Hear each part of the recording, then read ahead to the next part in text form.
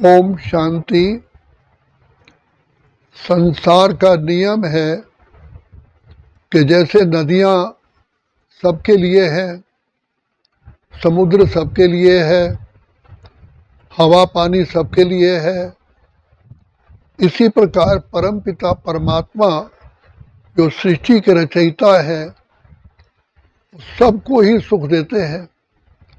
जैसे सूर्य सारे विश्व को रोशनी देता है, चंद्रमा सारे विश्व को रोशनी देता है, शीतलता देता है, और चंद्रमा से ही जल का संचय होता है।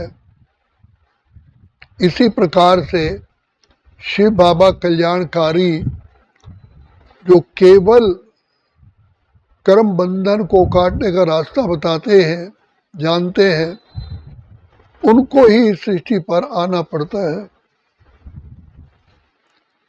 तो ये सृष्टि आत्माओं के ऊपर ही निर्भर करती है। मनुष्य आत्मा सत्व प्रधान है तो उसका प्रभाव प्रकृति पर भी पड़ता है, पशु पक्षियों जानवर पर भी पड़ता है। तो परमात्मा पिता आकर कहते हैं और बतलाते हैं जो परम सत्य है कि मनुष्यों के उत्थान से ही सृष्टि का उत्थान होता है और मनुष्यों के पतन से ही सृष्टि का पतन होता है। तो शिव बाबा कल्याणकारी जो सर्व गुणों के सागर भंडार और दाता है, वो हम सभी आत्माओं को ही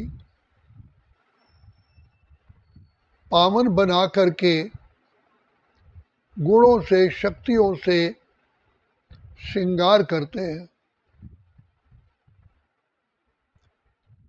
अर्थात धर्म की स्थापना करते। धर्म कहते हैं सत्यता को। सत्यता तो सबके लिए चाहिए और कहा भी जाता है सत्य कभी मरता नहीं, ट्रूथ इज एवरग्रीन। तो भगवान पिता परमात्मा जो परम सत्य है वो आकर के हम बच्चों की जीवन श्रेष्ठ श्रेष्ठ महान से महान बना सकते हैं और बनाते हैं। तो बाप आकर के हम बच्चों को निष्पक्ष भाव से सर्व आत्माओं का कल्याण करने के लिए हमें शिक्षा भी देते हैं, शक्तियाँ भी देते हैं, वरदान भी देते हैं। लेकिन पाने वाली आत्माएं अपने बुद्धि अनुसार ही उसे प्राप्त करती है, कर्मानुसार ही प्राप्त करती है। तो शिव बाबा जो दिव्य बुद्धि के दाता है, हम बच्चों को यही कहते हैं कि मेरे साथ योग लाने से तुम्हारी बुद्धि डिवाइन हो जाएगी। हम भक्ति मार्ग में भगवान से कहते आए कि प्रभु हमें बुद्धि दे दो। आज बुद्धि के बल से ही साइंटिफिक एनर्जी काम कर रही है। बुद्धि के बल से ही डॉक्टर, इंजीनियर, एडवोकेट्स बनते हैं। एस्ट्रोलॉजी भी बुद्धि के बल से ही होती है। तो शिव बाबा से वो बुद्धि मांगी गई जिससे कि आत्मा का सदा के लिए उत्थान हो। उत्थान होने से ऑटोमेटिकली सुख, शांति, खुशियों की बरसात होती है। ये रास्ता केवल एक पिता परमात्मा ही जानते हैं, बाकी तो लॉन्ग रूट पे चले जाते हैं। इसीलिए पिता परमात्मा को कल्याणकारी, दुख हरता, सुख करता कहा जाता है। तो वो बाप हमें इस समय आकर के मिले हैं, क्योंकि कलयुग के अंत में सतयुग बनाने के लिए परमात्मा पिता को ही आना पड़ता है। सारा संसार ही वर्तमान समय तमो प्रधान है, विकारों की अग्नि में जल रहा है और मनुष्य आत्माएं अपने देवत्व रूप को, मनुष्य रूप को भूल करके संपूर्ण विकारी राक्षस बन गई है। तो शिव बाबा दया के सागर, प्रेम के सागर, सुख के सागर आत्माओं को आकर के ऐसी पढ़ाई पढ़ाते हैं, आध्यात्मिक पढ़ाई, किसी भी व्यक्ति विशेष या किसी धर्म के बारे में नहीं, आत्मा के स्वधर्म के बारे में ज्ञान दे करके आत्माओं को शक्तिशाली बनाते हैं। काम, क्रोध, लोभ, मोह, अहंकार केवल एक धर्म के ही शत्रु नहीं है, सभी धर्मों के शत्रु हैं, सभी मनुष्य आत्माओं के ही घातक है। तो बाप आकर के इन विकारों पर विजय प्राप्त करने का हमें सहज से सहज रास्ता बताते हैं, और जो हम बहुत इजीली, चाहे बूढ़े हैं, चाहे जवान हैं, चाहे पेशेंट हैं, रोगी हैं, वो भी अपने खटिया में अपने प्यारे पिता परमात्मा को याद कर सकते हैं। यही मंत्र है, सिमर सिमर सुख पाओ, कल कलेश मिटे सब तन के। तो शिव बाबा हमें अपनी पहचान देते हैं, हम खुद को भूल गए हैं, हमें भी पहचान देते हैं, हमें सत्य मार्ग बताते हैं और कहते हैं कि बच्चे, जितना तुम मुझ पिता परमात्मा को याद करोगे, तुम्हारी बुद्धि में श्रेष्ठता, पवित्रता और दिव्यता आती है। ये हमारा प्रैक्टिकल एक्सपीरियंस है। हम आत्माएं गुणवान बन जाती हैं, शक्तिशाली बन जाती हैं, जीवन जीने की कला आ जाती है, controlling power, ruling power, changing power, सारी पावर आ जाती है। तो शिव बाबा सहज राजयोग सिखा करके हमें घर गृहस्थ में रहते हुए जो जीवन बनाने के लिए शिक्षा दे रहे, लेकिन उसका पाने का समय अभी ही है, फिर कभी भी नहीं, क्योंकि सारे कल्प में एक ही बार आत्माओं को चांस मिलता है, और वो भी कलयुग का अंत, सत्युग की आदि पुरुषोत्तम संगम युग पर। तो ये संगम युग ही कल्याणकारी युग है, और इसमें ही आत्माओं और परमात्मा का मिलन होता है। आत्माएं अपने पिता परमात्मा से मिल कर के युग युग के लिए अपने को भरपूर करती है। तो बाप बार बार हमें कहते हैं, बच्चे मैं तो एक ही बार आता हूँ, अगर अभी आपने पार्ट अपना शेष नहीं बनाया तो फिर कभी भी नहीं बना सकते, क्योंकि परमात्मा का मिलन, परमात्मा की दुआएं, परमात्मा का प्यार, परमात्मा की शिक्षाएं एक ही बार मिलती हैं, और वो अभी फिर तो कभी भी नहीं। तो इसलिए बाबा बार बार हमें जागृति दिलाते हैं, जाग सजनिया जाग, नवयुग आया।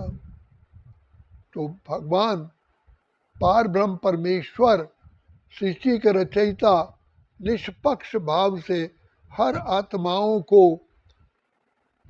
डिवाइन लव भी देते हैं, शिक्षा भी देते हैं, और हमें संसार में रहते हुए चढ़ती कला के लिए ज्ञान देते हैं।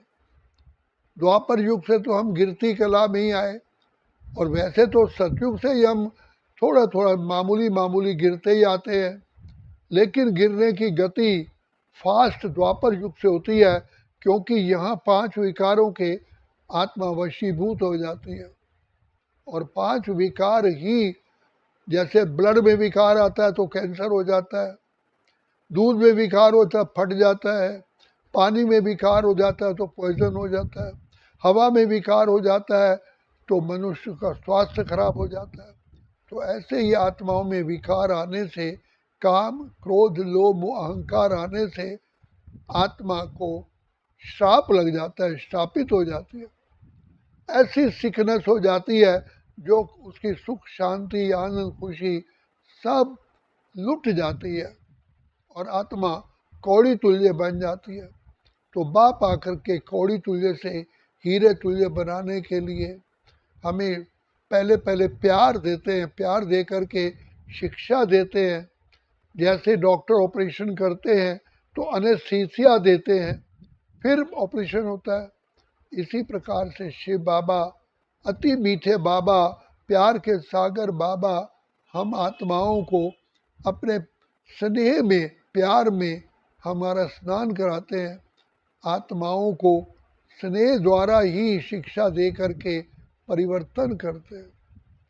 तो परमपिता परमात्मा कल्याणकारी जो सारी कर्म बंधन की रस्सियों से छुड़ाने वाले हैं, ये रास्ता और कोई भी नहीं जानता। तो इसलिए बाप को मुक्तेश्वर, पाप काटेश्वर, सदगतिदाता, कल्याणकारी कहा जाता। कोई भगवान का टाइटल कोई मनुष्य ले भी नहीं सका, ना ले सकता है, ना कार्य कर सकता है। तो इसलिए बाबा कहते हैं पालो प्रभु का प्यार अगर है पाना, कहीं व्यर्थ ना चला जाए हमारा श्वासों का खजाना, क्योंकि सेकंड सेकंड एक एक श्वास हम कमाई जमा करते हैं। तो ये हीरे तुल्य चांस उन बच्चों को मिलता है जो पिता परमात्मा की शिक्षाओं को प्राप्त करके, नतमस्तक होकर के, पहचान करके बाबा के शिक्षाओं को धारण करते हैं, वही ऊंच पद पाते हैं। भगवान सबके लिए निष्पक्ष भाव से ऊंच उठाने का हमें ज्ञान देते हैं, जो दे रहे हैं। तो इसलिए बाबा कहते हैं बच्चे जो मुझे पहचानते हैं और शिक्षा लेते हैं, वही पद्मा पदम सौभाग्यशाली है। तो बाबा आए हुए हैं, इसलिए बाबा बार बार कहते हैं बच्चे सदा कलयुग नहीं था और ना सदा रहता है। ये समय तो परिवर्तनशील है। बच्चा पहले पैदा होता है, उसकी किशोर अवस्था, फिर बाल्यावस्था, फिर युवावस्था, फिर वानप्रस्थ अवस्था, फिर अंत में शरीर छोड़ता है। प्रातः काल, दोपहर, शाम, रात, ये 24 घंटे का चक्र चलता रहता है। तो बाबा भी इस समय आकर के हमारी सेवा में उपस्थित हुए हैं। तो यही समय कल्याणकारी युग है, भाग्य बनाने का युग है, पिता परमात्मा से वरदानों से झोली भरने का युग है। अगर अभी भी ये चांस मिस किया तो फिर कभी भी नहीं हो सकता, अभी नहीं तो फिर कभी भी नहीं। इसलिए बाबा बार बार कहते हैं बच्चे जागो जागो, समय पहचानो, मुझ पिता से अपना खोया हुआ अधिकार प्राप्त कर लो। लेकिन अगर अभी नहीं तो फिर कभी भी नहीं। अच्छा, ओम शांति, ओम शांति, ओम शांति।